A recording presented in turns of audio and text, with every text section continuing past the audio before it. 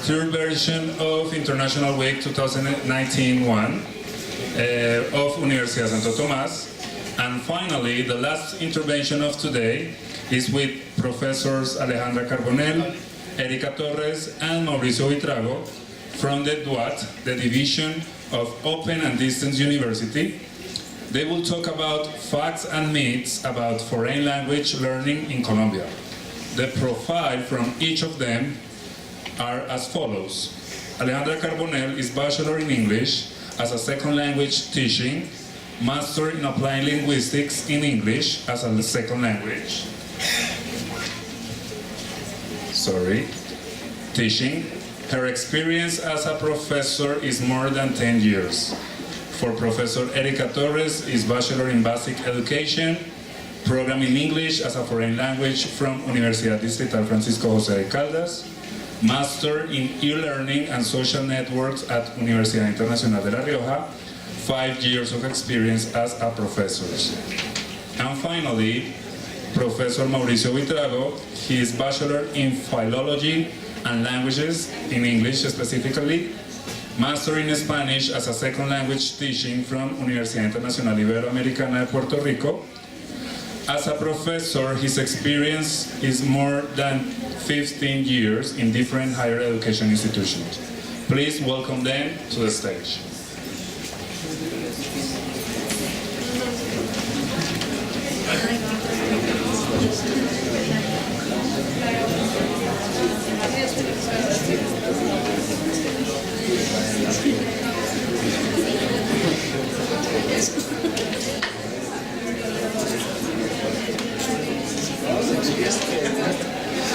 Okay, good evening everyone. Thank you very much for being here. My name is Mauricio Buitrago. I am the director of the program of English as a Foreign Language, teaching of English as a Foreign Language of the School of Education at DUAD, División de Educación Abierta y a Distancia.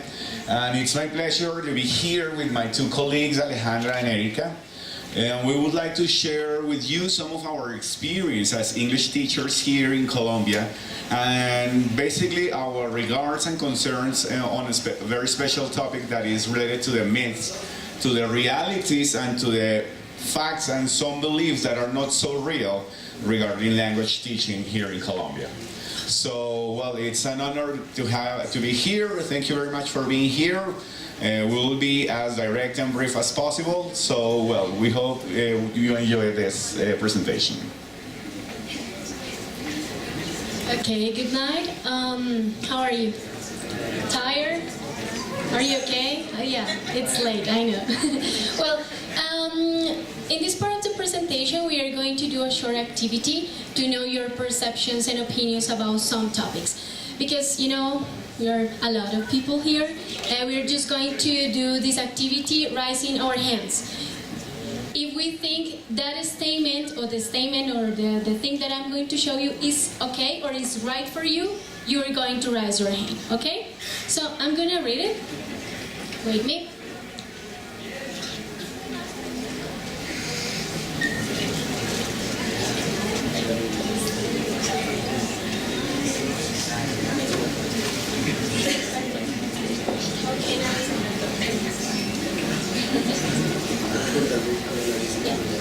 Okay, so this is the first one. It says, a native speaker guarantees a better and more successful language learning process. What do you think? Do you think it's true or not? Yeah, so raise your hands, please, if you think it's true. Okay, well, we will see. The next one, please. Yeah. Okay, number 2. Distance learning courses are easier than traditional courses or face-to-face courses, the presential ones. What do you think? They are easier? The distance learning courses are easier or not? Raise your hand if you think they are easier. Okay, well, next one. A Colombian English teacher can't teach the same aspects a native speaker teacher can. If you think it's right, raise your hand. Okay, like 3, 2, okay. It depends. Okay, we are going to see later more information. As an online student, you never have interaction with your teacher and the other students. It's true or not? If you think it's true, raise your hand. No? Okay, you're saying no. Next one. Using the mother tongue in the classroom slows down the learning process. I say it's true. 1, 2, 3, 4, like 6, 7. Okay, thank you. Using Spanish in the classroom and studying grammar doesn't help you to communicate in English. It's true. It's 1, 2, 3, 4. Oh, more. Like 10, more or less. Okay, thank you. We're going to finish. To communicate in English, focus on speaking. Okay, no, well. To communicate in English, focus on speaking in English and listening to English material only. Okay, 1, 2, 3, like 4, 5, 6, 7, like 11. Okay. I think this is the last one. Okay. Well, now we are going to present you some facts and myths about foreign language learning in Colombia, and we are going to see if the answers that you already gave us are right or not. Okay? So let's start.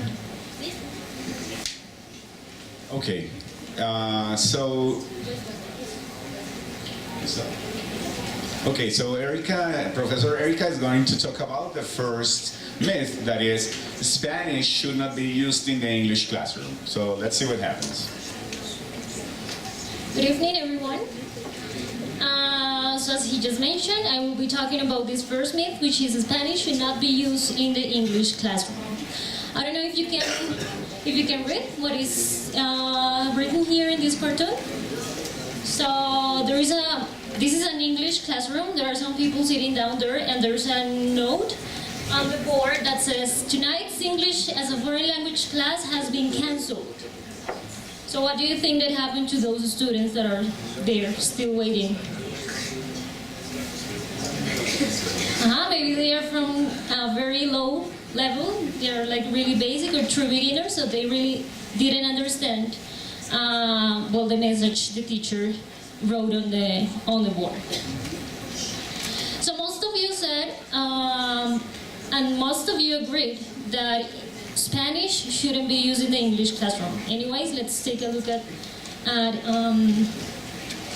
the following aspects. So first, the more a person is exposed to the English language in communicative situations, the greater will be their success in learning the language. And that's what we're being told. More than a truth and more than a theoretical fact, this is kind of a business strategy. Yeah.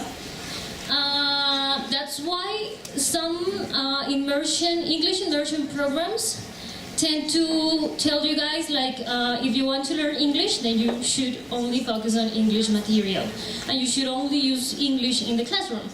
However, they are not taking into account that when you start to learn English as a foreign language, this is not the first experience that you're having in learning a language. Yes, these immersion programs favor the process of natural learning. They tell you, like, by learning English, only using English, you will be somehow imitating or reproducing the same process you did as when you were little kids and you were learning Spanish. And what is most or what is best, that you will be doing this in a fun way. Not really. Guess what? What happens? When you learn Spanish, which is your first language or your mother tongue, your native language, That's like the first linguistic and cognitive experience that you're having. But when you're faced to learn, or when you get to an age in which you are required to learn the second language or a foreign language, which is the case for English, your brain is not longer empty in terms of linguistic experience. So, not just because you're ignoring the fact that you speak Spanish, then you're going to reproduce the same process to learn English. So there's already a linguistic and cognitive experience when you start learning a foreign language. You're not learning a language from scratch. Even if you want it or not, there's going to be an interference from the first language that you have. Then, sometimes using the mother tongue is a more efficient way to comprehension than spending too much time in long explanations. And that happens mostly in classes of true beginners or students with very low basic or very low level of English. If a teacher spends a lot of time trying to explain a concept, a really basic concept or idea in English, then you might not be using time well. You can waste some time that can be used later on for some communicative activities. So sometimes it's less harmful to translate a word or a phrase to a student than just leaving them floundering around, like trying the student to understand what I'm saying in English. Sometimes the students just start feeling frustrated because they don't really understand what the teacher is trying to explain. Second one, if the student uses Spanish, if the students use Spanish in the classroom, they will be thinking in Spanish. It would make them more prone to make mistakes than if they were thinking in English. To a point, that's true. And we have this cartoon, this guy saying like, I am agree. And the other one, the interlocutor gets confused and says like, hi, hello, agree, nice to meet you. And well, most of you understood what's the mistake there. Like, he's just conjugating the verb as you do it in Spanish. He's using English words, but Spanish grammar. So, yes, of course, there's some sort of interference from the first language. Translation shouldn't be done all the time. However, and even though you have to learn new ways to conceive the language, identifying some similarities from your native language and the language that you're learning can help you to learn in an easier way. And we have a simple example, which is the one of cognates. And you have these words in English as bus, taxi, violin, doctor, secretary, civilization, department, agility, audience, idealism, artist, argument, and distance. You don't really have to speak English to understand the meaning of those words or to know what those words are. And well, identifying these type of words or identifying the similarities that Spanish and English have will help you to actually understand or learn vocabulary in an easier way. Next one. Well, just take this into account. Not because you're using Spanish in the room doesn't mean that you're not learning English. At the very beginning, yes, it is necessary to use Spanish, but as the student's level increases, the teacher uses the native language less and less. So it gets to a point in which you don't really need any kind of help or support from your teacher, like translating or recurring to the mother tongue. You just will be able to start to communicate in English. Next one, it is not correct to use both languages in the classroom. It doesn't force the student to learn enough vocabulary to communicate in English. So that's another myth. Like, if I don't force myself to think in English, then I won't be able to communicate in like a real context. Well, real context and real bilingual societies communicate using something called code switching. Code switching is the ability or the skill to switch from one language to the other. And that happens to multilingual societies, and that happens in bilingual societies. So satanizing the use of English in that case is totally wrong. Because if that is a skill that you should use as soon as you're bilingual, then why not to have the opportunity to start practicing that skill when you're learning English? Almost all references to code change in the classroom include allusions to its use in the outside world, as understood by social linguistics. So this is nonsense. I mean, this is not like something that we're just making up, like we English teachers make up, so we don't have to use English in the room. Of course, we should have some proficiency in, we teachers have to have proficiency in the target language. But the fact that we're not using English all the time doesn't mean that we do not know how to use English, or that we are not helping you guys to achieve an English level that will allow you to communicate in that language. So, as a conclusion, using Spanish in the room is not that bad. There are some points, or there are some aspects that make the Spanish a really useful tool when you're learning English, as saving time, especially with the students of initial level. A sensible use of the mother tongue in the classroom and in the textbook frees up time that can be used in fully communicative activities in which an extensive use of the second language is made. Same thing I mentioned at the beginning. If I just not waste a long time trying to explain a singular idea or a single concept, then you will be able to use more time to actually communicate. Let's take into account that you don't have too many hours a week provided for the learning of the language. In our case, for example, we have face-to-face interaction with our students, like face-to-face sessions, once a month, and the session lasts 2 hours. So if we start wasting those 2 hours, our students won't have much time to actually practice the language. Use Spanish to give explanations. According to Cook 2001, Marzo studies on cognitive processing suggest that even advanced second language users are less effective at absorbing information in the second language than in the mother tongue. Yes, so that goes for bilingual schools. Not even in those communities or those societies where English is learned as a second language, which is not the case of Colombia, those people learn better in their mother tongue, some specific concepts are learned better in the mother tongue than in the second language. So if that happens to those societies, well, here in Colombia, it's going to be even more difficult.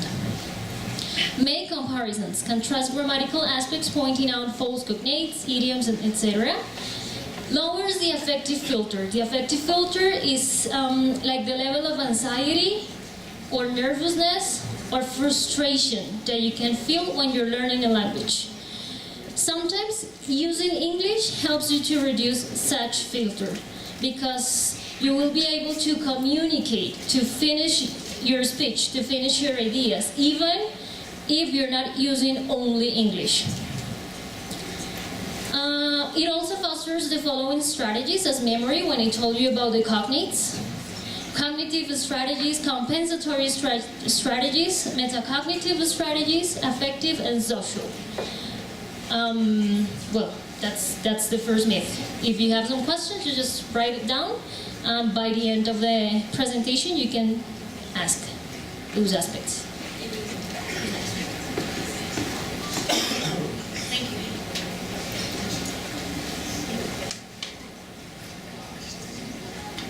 Okay, so the next myth is the myth of the native speaker teacher. So basically when we talk about this fact, this myth, many people think that the guarantee to a successful language learning process is having a native teacher as a professor, as their guide for the process. So, well, let's see what happens in this regard. So I want to see how good you are at identifying flags. So let's see here. What country is this? Germany, good. What about this one? Higher level. Someone said it? Ukraine, very good. Higher level. What about this one? Ethiopia. All right. Where about this one? Slovakia. All right. Good. Why I chose these 4 flags here? Let's see. In my experience, I've worked with teachers from these countries here in Colombia. And they are not native speakers, but because of the color of their skin, okay, and their different pronunciation, they get better job opportunities than Colombian teachers. Okay? So it's something that happens here and in some other parts of the world. So it's something to consider. Let's see here. We have a job here. It's a very small image. Can you see it? What's his profession? He's a carpenter. A carpenter. In one of the top 10 schools in Colombia, the head of English of one of the courses is an American carpenter. Would you like your children to be taught English by a carpenter? Or would you prefer to have a professional teacher giving him the lessons? All right? What about the 2 guys that we have here? All right? We have 2 young people eager to learn, eager to travel around the world, who come to Colombia, hired by the Ministry of Education, SENA, and other institutions as the language assistants for the English classes in our schools. Okay? They have full paid accommodation, they have a monthly fee, and they have a salary, which they take advantage for traveling around the country. All right? Whereas hundreds, I would say thousands of Colombian professional teachers don't have this opportunity. Okay? So we'll see what happens with this myth. There is a website called TEFL.com. TEFL.com is the most important website all over the world for English teachers. The job opportunities for the 70% of the job opportunities, of the job offers in this website have the tag for English speakers only. 70%. In some countries like South Korea, almost all recruiters, all employers, all institution officials will reject any application from any English teacher that doesn't say English native speaker. There is a concept called nests. We have it here. Nests, native English speaker teacher.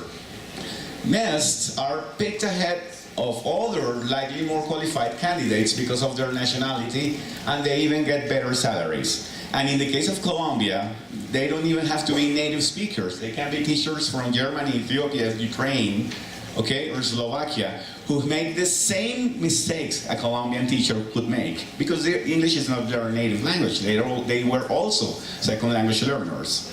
All right? Good. So this myth is, I would say, summed up in 4 aspects. People think that students prefer nests, native English speakers, teachers. The other myth says that nests are the ones who provide good English example, good use of English. The third one said that students need nests to understand the culture of the country, of the English-speaking countries. And number 4, nests are better for public relations. So we're going to analyze very quickly these 4 aspects. And the first one, it says, students prefer nests. Well, we have here some characteristics of teachers. We have respectful, good communicator, helpful, well-prepared, organized, with a clear voice, patient, and hardworking. Are these qualities exclusive for a native speaker? Can a Colombian teacher have these qualities too? Of course. What happens? Different studies, different research in language teaching have proven that students don't really care about the nativeness of the teacher. They care about these aspects more than the presence of the teacher itself. Okay? So, Marek Kiksowiak is a Polish guy who has the most visited blog in the world for language learning, said that many studies this doesn't come from the thin air, says that many studies confirm that students value traits which have nothing to do with nativeness, and it seems that it is the recruiters, the government officials, the institution administrative staff who prefer native speakers, not the students, not actually the students. But as Professor Erika mentioned before, the native speaker's teacher is more a business trait than an actual fact that is not necessary in the learning language process. So it comes a question here. What are NEST motivations to teach? What are the native English speakers' motivation to teach? Well, a big number, not all, because some of them are really good teachers, come to foreign countries. Those teachers who come to foreign countries like Colombia are underqualified. Carpenters, backpackers, okay, musicians, that are not here to teach. Teaching English is just their way of living for a couple of years, for the short time that they're going to be here. Desbaradero that we know, all right? Okay? So that is called switching that Professor Erika said. I could use Spanish here and you will understand. That's what she meant by code switching. Okay? So they just want to learn a new language. They want to have some time abroad. If you, by any chance, meet one of these guys who come to our public schools in Colombia or to SENA to teach English, they will probably know more cities in Colombia than we do, because they keep traveling all the time with their salaries. The salary is totally free. Okay? So one British teacher who lived in Spain for 3 years, he became very committed with his job, with his profession, and he created also a blog in which he provided us some of his experience teaching English there in Spain. And he was very honest in this regard. And I would like to share a couple of quotes he mentioned.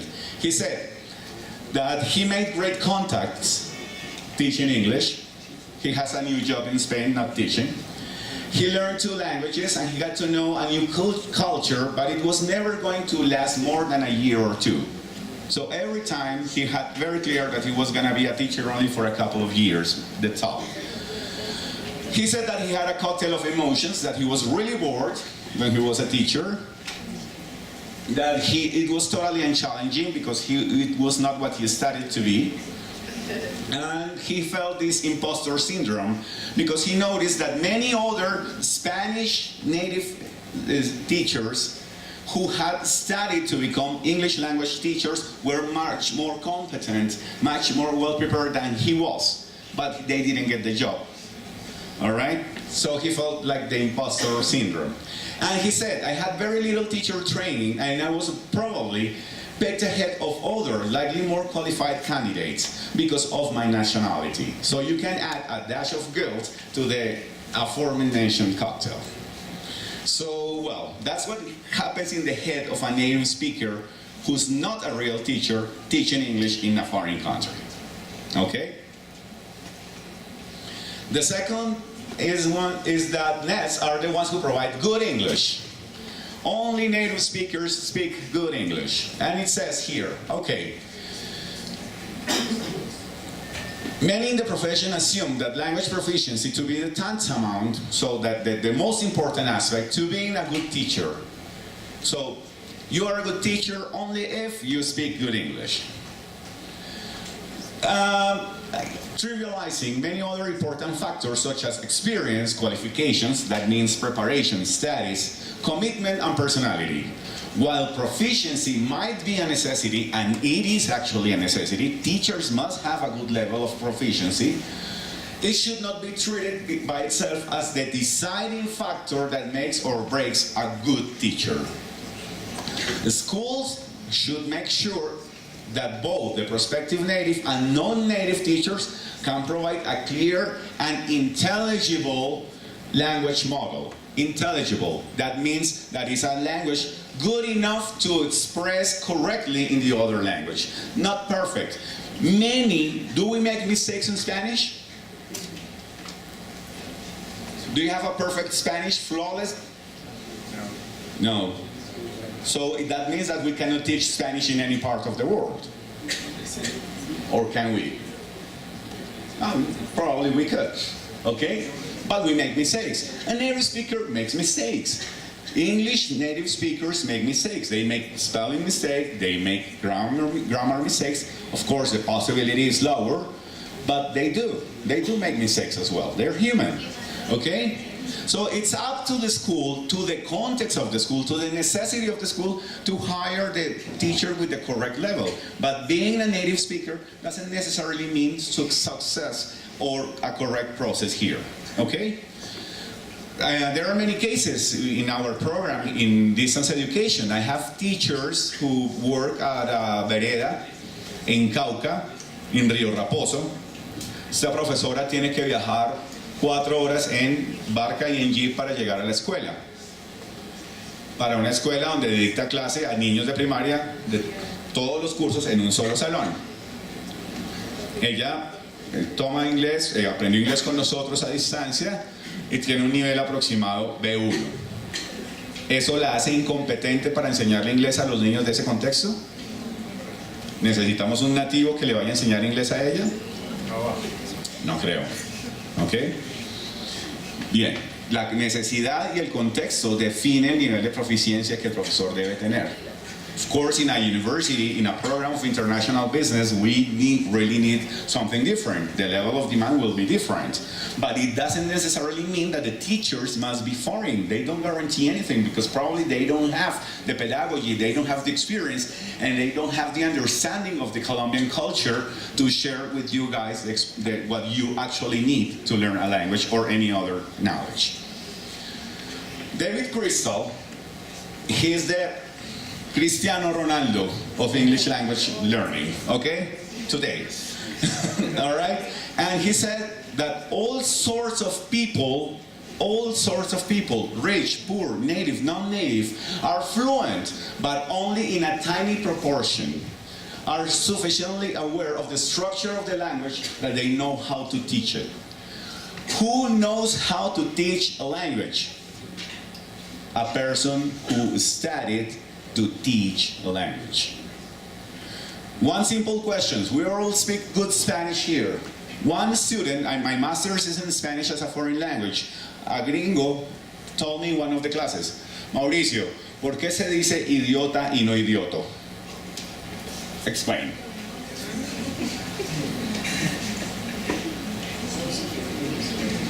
We don't know. We have to know why, right? There is an explanation. But the fact that we speak Spanish doesn't make us proper enough to give a correct explanation to that person. We should have studied some Spanish grammar, some Spanish linguistics to explain that answer to that person, okay? So the same happens with English. A person who just learned English by nature doesn't necessarily have the correct answers to some of the questions that we can have. All right? Good. So, something important here. Non-native teachers understand what it's like to learn English. Okay? Because when I was learning English, I had difficulties, and I understand what difficulties my students in Colombia may have. Okay? If a student asks me, how do you say, Prof. Mauricio, how do you say mamar gallo in English? If I translate it literally, it's a tremendous bad expression in English. Okay? Extremely rude. So I need to know that cultural aspect of both languages to be able to provide the correct parallel expression in English. But if I do it literally, which probably a native speaker will not understand, he will tell you the bad word for sure. Okay? So keep that in mind. A non-native teacher can anticipate the students' problems and share solutions that actually work for them. The problems I had when I was learning English could be a tool, or are definitely a tool for me as a teacher to help my students to learn English. Okay? Not only will this benefit teaching, but it will also help me with to bond my students with the language. They also have studied grammar, mechanics of the English language in a more focused way than native speakers. Native speakers do it by nature. We do it very consciously. Okay? And we can explain different rules, and we can make some parallels between the native language of the students and the target language that in our case is English. All right, so let's move on to the next one.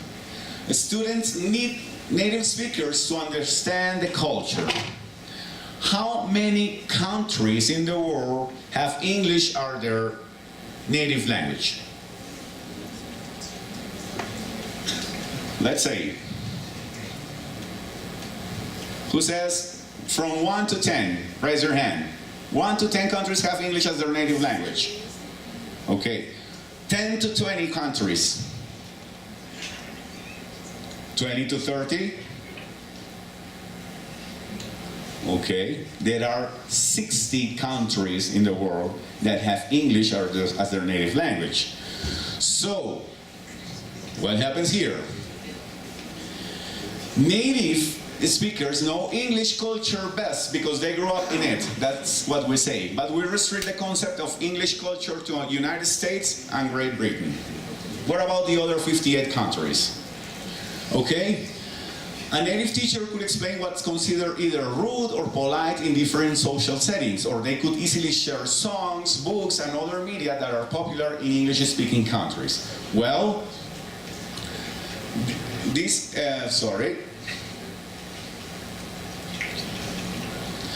also applies to non-native teachers.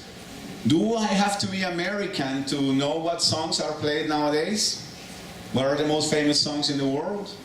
Do I need to be British to know what are the most popular books in the English culture? No. Additionally, foreign language teaching majors in all over the world, the programs, las licenciaturas en idiomas en todos los lugares del mundo, they include language factors, language aspects to be taught. So a person who studies to be a teacher needed to study the culture of the other language. So it's not an exclusive aspect of the native speaker. Does a native speaker culture exist? ¿Existe una cultura del inglés como tal? What I told you. After all, it's an official language in more than 60 sovereign states. English is not owned by the English or the American, even though it is convenient to think so. So what if I have a teacher from Trinidad and Tobago?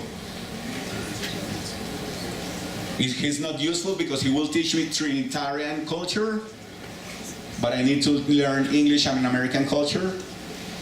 So what happens here? We don't know, right? David Crystal again says, there is very clearly no such thing as British culture or American culture in a monolithic sense. As native speakers, we should have the humility to acknowledge that no native speakers have experienced or understand all aspects of the culture to which they belong.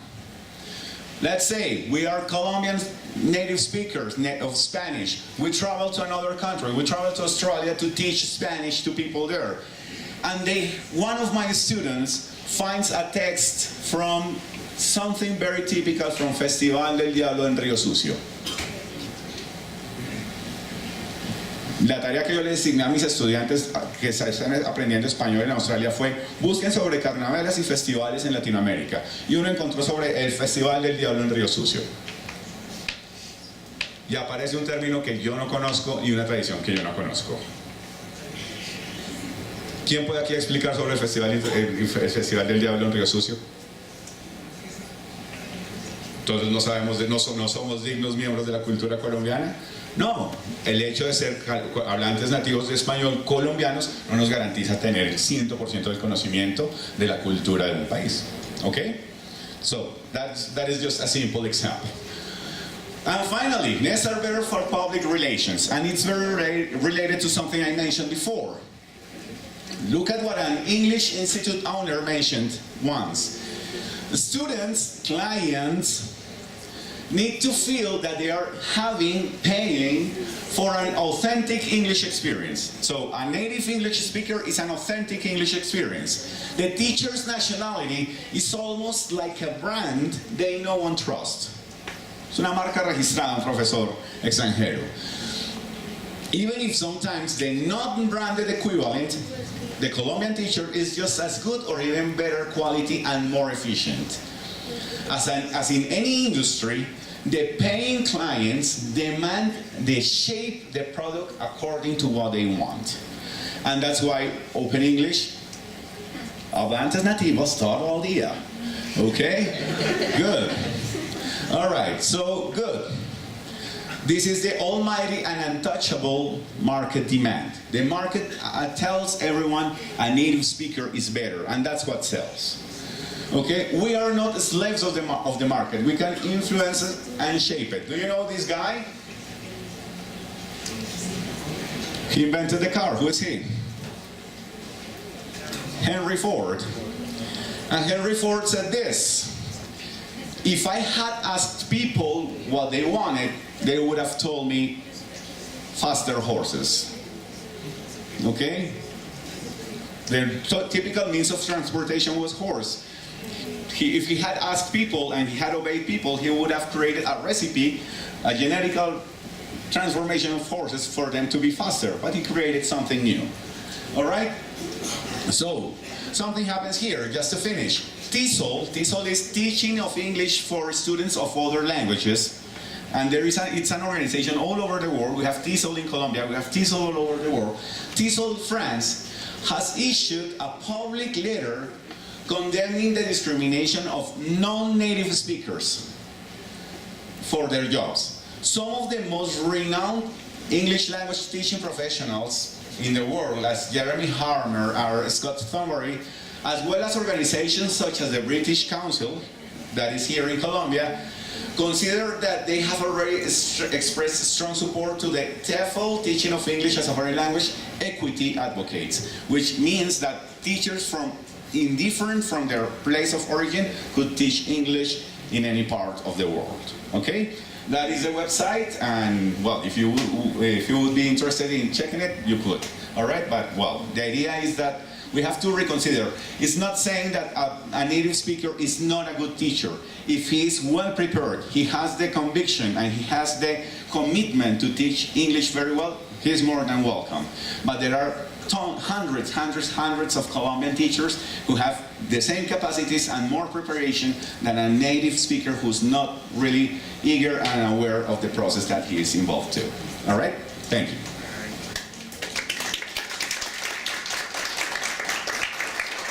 Well, and finally, so I know that you want to go.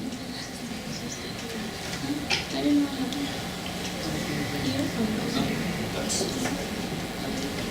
Well, yeah. I'm going to talk about this, the myth of distance learning. Firstly, because I was a student in a distance modality. I learned English in a distance way, and also because I am an English teacher in a distance modality. All of you must know that studying in a distance modality, it is not easy. And this is the first thing that we can think. Yeah? We communicate, or we use technology, every single day. We use our cell phones to communicate, to send or receive different messages. And even in the classes, as teachers, we use technology. We use technology, for example, in this case, I'm using the video beam to present some information to catch students' attention. As students, you use technology to look for any different material or to practice. But even if we are using technology every single day and in our traditional classrooms, online learning continues to be seen in a negative way by politicians, by regulators, and also by teachers. Even some teachers think distance education is not good, you know? And in online courses, you must develop a lot of different skills, like self-management and self-discipline. In online learning, you need to face a lot of challenges, like planning, like organizing your time. I remember that when I was studying my bachelor, some people said, that is easy because you just need to sit in front of the computer and that's it. And I was like, no, I'm doing a great effort to learn English in this methodology. It is not easy. And here appears a word that is flexibility. And some people understand that in a wrong way.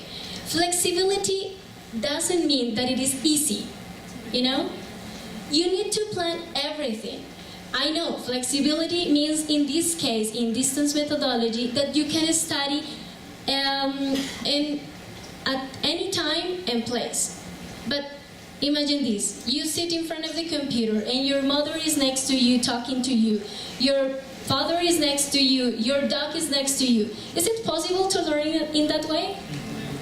No. And imagine, you have like, I don't know, 6 subjects in the semester, studying in a distance methodology. You need to stay in a good place to do it. In my case, I remember I have a baby, and I remember that my baby was next to me. In the first semester, I was like, oh my God, he's crying, he's doing a lot of things, and I couldn't understand anything from the things that I have to study. So you need to organize that place, you need to organize your time. Imagine, it is so difficult to do it in our normal days. In your face-to-face encounters here in the university, you have your schedule. So you have a class from 6 to 8. But it is not the same when you are in your house. You have next to you your cell phone, you have music, you have the WhatsApp, Instagram, and Facebook, and the notifications. You know, so it is so difficult, and it means that online learning is as demanding and rigorous as the traditional classes that we already have. Okay?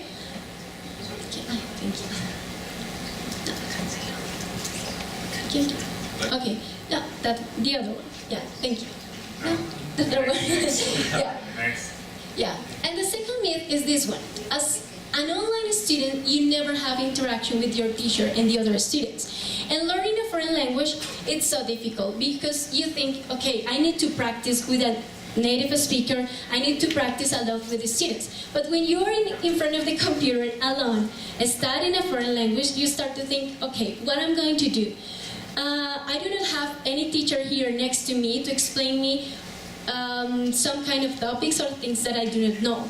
But Shen, in 2002, established 4 different types of interaction. The first one, it is learner content. The second one, it is the learner-learner. Third one, learner-teacher. And fourth one, learner interface. The first 3, that is learner content, learner, and learner-teacher, appears also in the traditional classrooms, in our face-to-face encounters. But the fourth one, that is learner interface, it is totally different. Here we have the manner in which students interact with the technology is what impacts on their learning. As a teacher in a distance methodology, it's very difficult to put that in a virtual room. I need to place different elements in the virtual room in order to catch a student's attention. It is not just to place a video in the virtual room and my student will learn English. We need to present a variety of strategies. In our courses here in the university, what we do is to present some strategies at the beginning of the semester. Why? Because our students do not know how to develop these courses. They do not know even how to upload a file. Here in Bogota, it is easy for us because we have access to the internet, to our computers.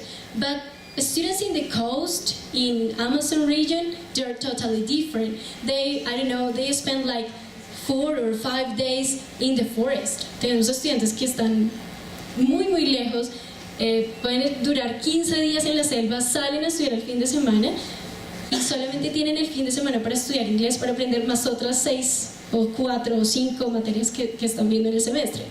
So we need to plan our courses understanding their learning needs, their learning styles, because we know in different kind of ways. So can we do this? Thank you. Okay, yeah, next. And here we have one quote that Cynthia White, that is one of the most important researchers in this field, says, Nevertheless, other factors such as interaction, collaborative work, learning networks, social presence, and among others, emerge as an opportunity to attain autonomy and control. So it's possible to have a collaborative work in a distance education. For example, we can develop forums, we can develop wikis, or many other kind of strategies. Due to the fact that the possibility to exchange ideas, help others to find ways to learn, shared strategies is a relevant way to support a student's learning process. As I was telling you at the beginning of our courses, we need to learn our students how to study English in a distance way. Okay? So that's it. Thank you very much.